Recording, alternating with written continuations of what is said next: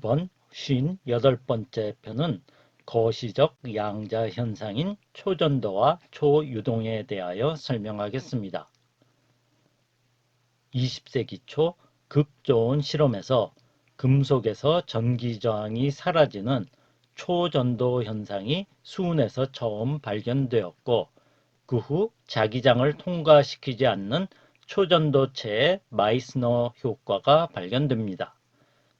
당시 금속의 전도성을 설명하는 자유전자 이론으로 설명이 안 되었습니다. 고체화되지 않는 액체 헬륨에서 점성이 없는 초유동 현상이 발견됩니다. 이 현상들은 스핀 양자 수가 정수인 보주 입자에 의한 양자 현상으로 밝혀지게 되는데, 쿠퍼쌍이라 불리는 전자쌍에 의한 초전도의 BCS 이론을 설명하겠습니다. 초전도 현상은 양자 이론이 확립되기 이전 실험으로 발견됩니다. 지난 56편의 과학사 뒷이야기에서 언급한 것처럼 열운동에 관한 연구는 근대 과학의 시작과 함께 합니다. 19세기 줄 톰슨 효과라 부르는 압축 기체를 작은 구멍을 통하여 확산시키면 온도가 낮아지는 현상이 발견되어 온도를 낮추는 방법이 개발된 셈입니다. 이후 영구기체로 생각하였던 공기 중 질소와 산소를 액화시킬 수 있게 되면서 존재하는 모든 기체를 액체화하는 노력을 합니다. 1898년 영국의 듀어는 처음 절대온도 20.3도에 도달하여 수소를 액화시키고 이듬해 고체로 만들었습니다. 반데어 발스 이론에 의하면 헬륨이 더 낮은 온도에서 액화된다고 예상하였고, 오네스는 1908년 절대온도 4.2도에서 헬륨을 액화시키게 됩니다. 오네스는 헬륨 액화에 성공한 후 극저온에서 각종 물질의 성질을 연구하는데, 그중 하나가 온도 변화에 따른 금속의 전기 저항 변화였습니다.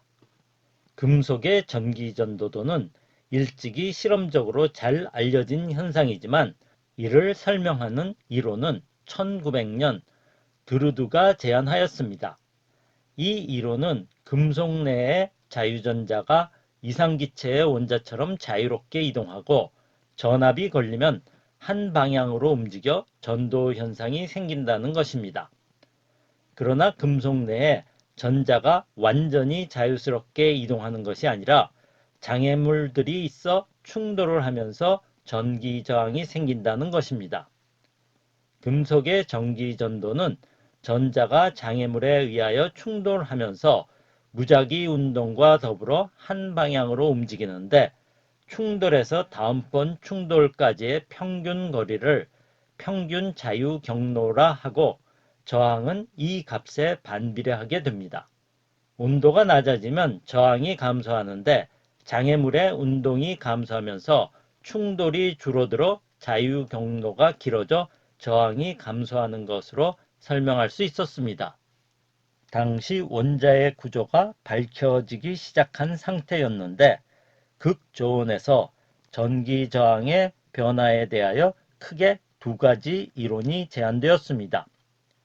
하나는 켈빈에 의하여 제안된 것으로, 열 운동에 의하여 원자로부터 자유전자를 만들기 때문에 온도가 낮아지면 어떤 온도 이하에서는 자유전자를 만들 수 없기 때문에 그 온도 이하에서 전기 저항이 오히려 크게 증가할 것이라는 것입니다.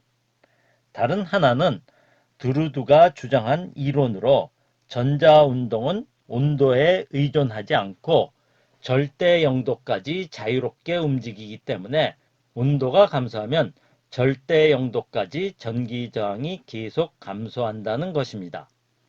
수소 액화에 성공한 듀오는 높은 순도의 백금은 액체 수소 온도인 절대 온도 20도까지는 전기 저항이 감소하는데, 낮은 온도에서 감소가 약간 둔화된다는 결과를 얻었습니다. 오네스는 더 낮은 온도까지 도달했는데 계속 감소하다가 온도가 더 내려가도 일정한 값의 잔류 저항이 있다는 것을 발견합니다. 즉 켈빈과 드루드 어느 쪽도 아니라는 것을 알게 됩니다. 잔류 저항이 불순물에 의한 효과인가를 확인하기 위하여 매우 순수한 금으로 실험을 해도 어느 정도의 잔류 저항은 남아 있었습니다. 당시 고순도의 금속을 만드는 것은 매우 어려운 기술이었습니다. 그런데 수은은 증발과 응축을 반복하면 순수한 수은을 얻을 수 있었고 1911년 순수한 수은으로 극저온에서 전기저항 실험을 하게 됩니다. 액체 헬륨 온도인 절대온도 4도 근처에서 수은의 전기저항이 갑자기 측정할 수 없을 정도로 낮아지는 것을 발견합니다. 초전도 현상을 발견한 것입니다. 이어서 납과 주석도 초전도를 보인다는 것을 알아냅니다. 전기 저항이 있는 상태를 상전도 상태라 하고 저항이 사라진 상태가 초전도 상태인데 전이가 일어나는 온도를 임계 온도라 하는데 순수한 수은, 납, 주석이 각각 절대 온도 15도, 7.2도, 3.7도입니다. 오네스는 초전도 실험에서 저항을 옴의 법칙인 저항은 전압 나누기 전류를 사용하여 전류를 흘리고 전압을 측정하는 것입니다. 매우 작은 저항을 측정하기 위하여 많은 전류를 흘려야 하는데 어떤 전류값 이상을 흘리면 초전도가 파괴되어 다시 저항이 나타남을 발견합니다. 즉 초전도를 파괴하는 임계 전류가 있다는 것을 알게 됩니다. 구리선을 코일로 감아 전류를 흘리면 유도 자기장을 만들 수 있으므로 저항 없이 전류가 흐르는 초전도 금속 도선 코일로 큰 전류를 흘려 고자기장을 만드는 실험을 시도합니다. 실험은 실패하는데 임계 전류보다 훨씬 낮은 전류에서 초전도가 파괴되어 상전도의 저항이 나타남을 알게 됩니다.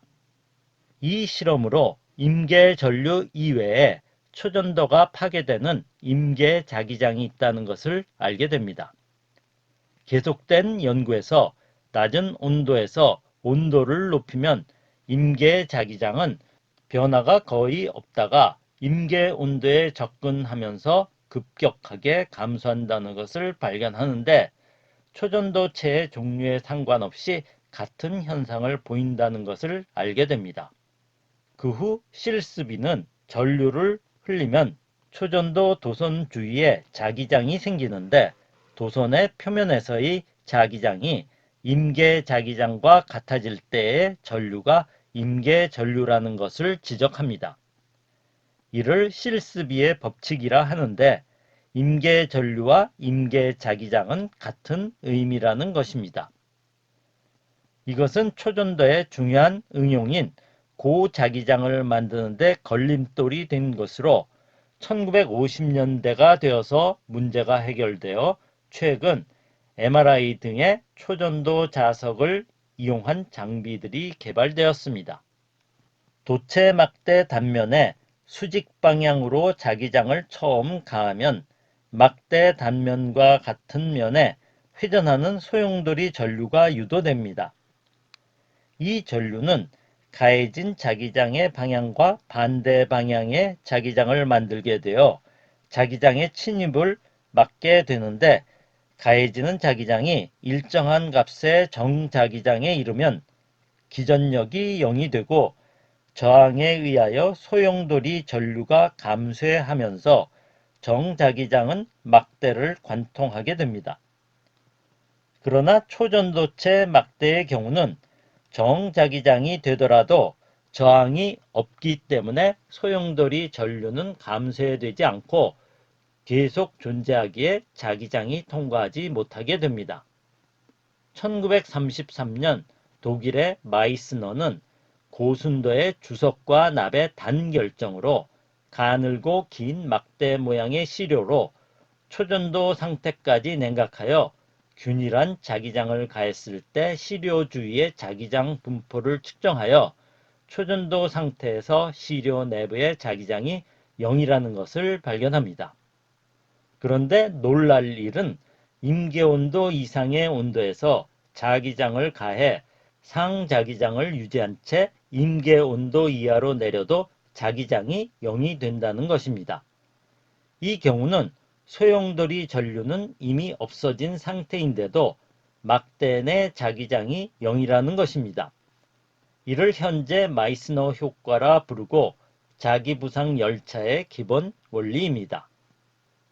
양자 이론이 확립되는 과정에서 아인슈타인은 고체 열 용량이 온도에 따라 일정한 딜롱프티 법칙에서 벗어나 온도가 내려가면 감소하는 이유를 격자 진동 에너지의 양자 효과로 설명하는 이론을 제안하였고, 후에 드바이가 고체 내 다양한 격자 진동을 고려하여 실험 결과를 완벽하게 재현하는 이론을 제안합니다.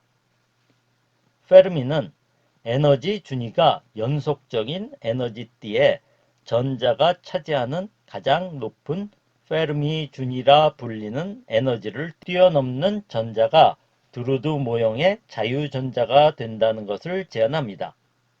블로우는 금속이 자유전자를 잃은 양전하의 이온이 격자 모양의 규칙적으로 배열한 상자 내에 자유전자가 갇혀있는 상태로 자유전자가 공간을 자유롭게 돌아다니는 것이 아니라 주기적인 양전하의 포텐셜에 영향을 받는 모형을 제시합니다. 자유전자의 움직임을 파동으로 생각하면 격자 이온 주기에 맞도록 진동하면서 전파하는 것이 전류라 가정하였는데, 결정에 생기는 결함이나 불순물에 의하여 온도가 내려가도 잔류 저항이 존재한다는 것을 설명할 수 있었습니다. 격자 진동에 의하여 자유전자파의 진행이 방해를 받아 저항이 생기는데, 드바이 이론에 의하면 온도가 내려갈수록 격자 진동자 수가 감소하기 때문에 온도가 내려감에 따른 전기 저항 감소를 설명할 수 있었습니다. 그러나 초전도 현상을 설명할 수는 없었습니다.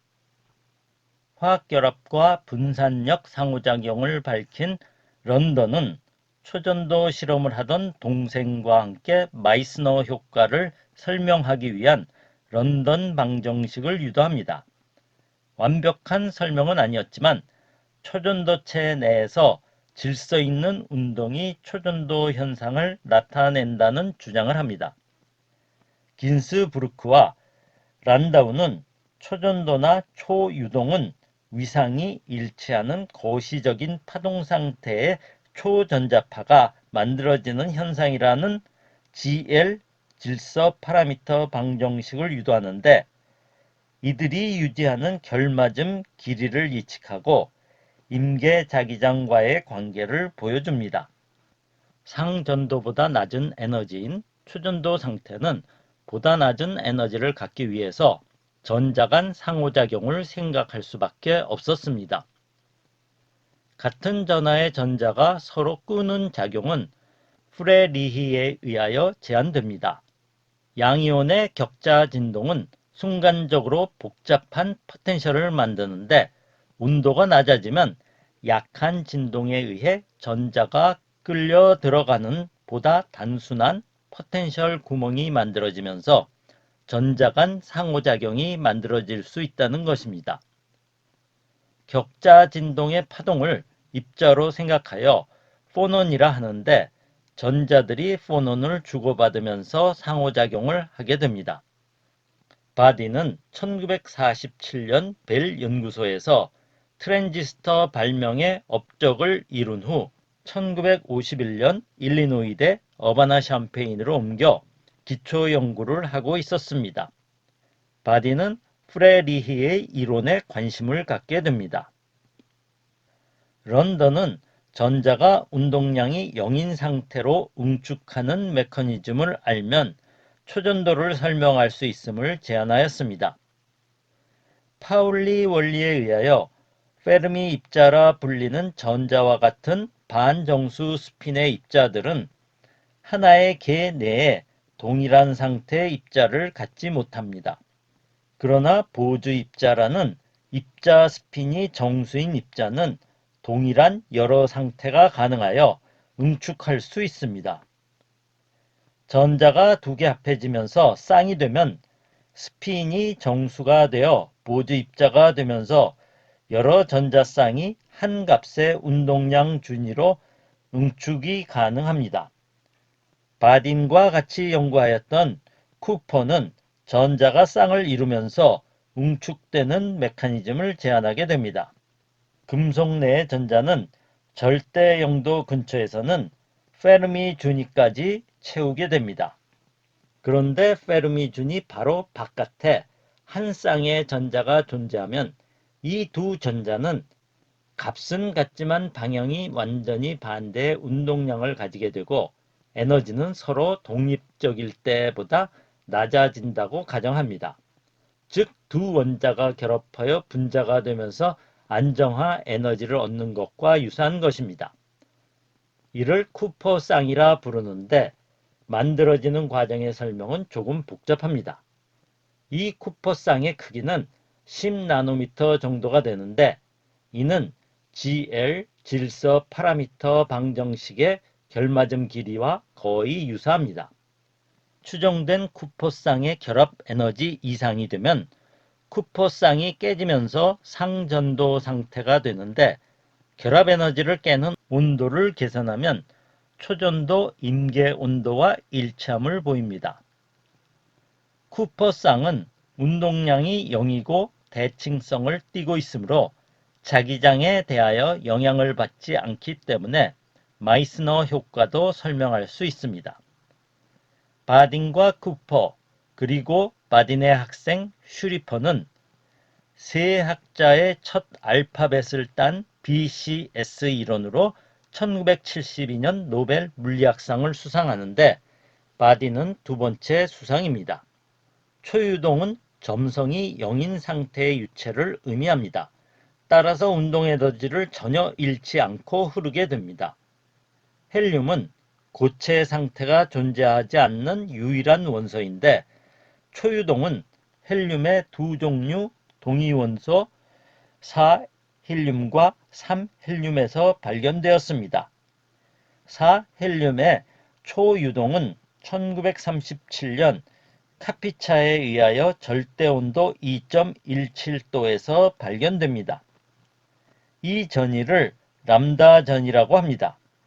초유동 상태는 액체를 휘젓게 되면 영원히 소용돌이가 생기고 용액에 담기면 크리프라 불리는 액체가 저절로 용기의 벽을 타고 이동하여 용기 밖으로 흘러나오게 됩니다.